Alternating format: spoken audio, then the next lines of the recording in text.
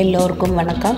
Veg கைவ் சேனலுக்கு உங்களை அன்புடன் வரவேற்கிறேன். இன்றைக்கி மாம்பழத்தில் குழம்பு சூப்பர் டேஸ்ட்டில் இருக்கும். அந்த மாம்பழத்தோட நீங்கள் முருங்கைக்காயும் சேர்த்து போடலாம், இல்லை கத்திரிக்காய் போடலாம். வெங்காயம் வேணுங்கிறவங்க தாளித்து போட்டுக்கலாம். வெங்காயம் வேண்டாதவங்க பச்சை மிளகாயும் பெருங்காயமும் தாளித்து போடணும். இது தயிர் சாதத்துக்கும் நல்லாயிருக்கும்.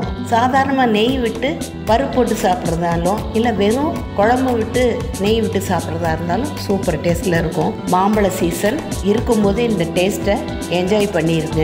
வாங்க வீடியோக்குள்ளே போகலாம். ஒரு பாத்திரத்தில் ஒரு எலுமிச்சம்பழம், சின்ன எலுமிச்சம்பழம் அளவுக்கு புளி கரைச்சி எடுத்துருக்கோம். அதோட குழம்பு பொடி, மஞ்சப்பொடி, உப்பு எல்லாம் சேர்த்து கரைச்சிக்கிட்டோம். இதை நல்லா வடிகட்டிட்டு நம்ம எந்த பாத்திரத்தில் குழம்பு வைக்க போகிறோமோ அந்த பாத்திரத்துக்கு மாற்றியாச்சு. இதை தேவையான அளவுக்கு தண்ணி ஊற்றிட்டு உப்பு காரம்லாம் சரியாக இருக்கான்னு பார்த்துடலாம். பார்த்துட்டு இப்போ கொதிக்க விடுறோம். புளி, மிளகாய் பொடி இதோட பச்சை வாசனை போகிற வரைக்கும் ஒரு கொதிக்கட்டும். இந்த மாதிரி கொதித்து வர்ற நேரத்தில் தான் கத்திரிக்காயை முருங்கைக்காயை போட்டுக்கலாம். நான் கத்திரிக்காய் போடுறேன். நீங்கள் தேவைப்பட்டால் முருங்கைக்காய் போட்டுக்கோங்க.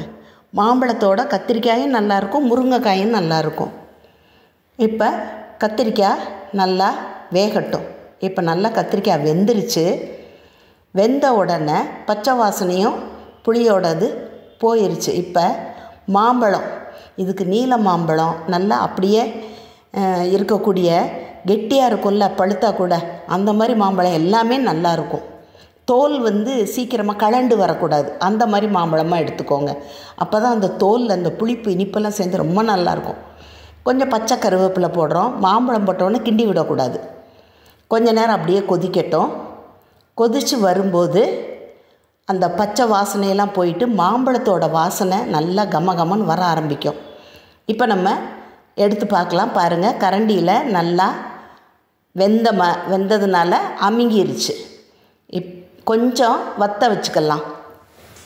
கொஞ்ச நேரம் வற்றினதுக்கப்புறமேலு நம்ம குழம்ப இறக்கிடலாம். அவ்வளவுதான், ஈஸியான ஒரு குழம்பு.